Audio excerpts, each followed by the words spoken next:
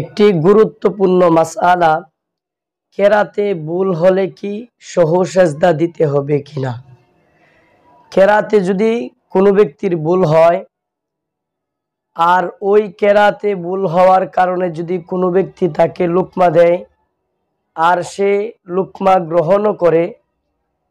আর কেরাত আবার নামাজে শুদ্ধ করে নেয়, তাহলে সহু সেজদা দিতে হবে না। যদি কেরাত না হয়,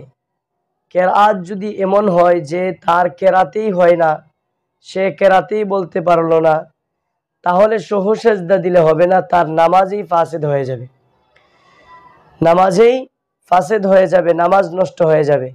কিন্তু কোনো মানুষ যখন কেরাত পড়ার সময় সে আটকে গেছে, তাকে লুকমা দেওয়া হয়েছে, আবার সে লুকমা গ্রহণ করে কেরাত শুদ্ধ করে নিয়েছে,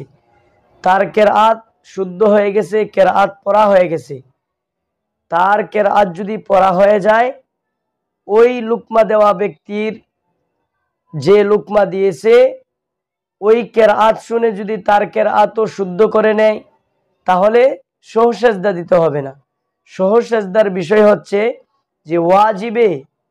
যদি কোনো বিষয় অসম্পূর্ণ হয় তাহলে সহু সেজদা দিতে হয়, আর কেরাত যদি তার না হয় তাহলে তার নামাজেই নষ্ট হয়ে যাবে, সহু সেজদা দিলে নামাজ হবে না।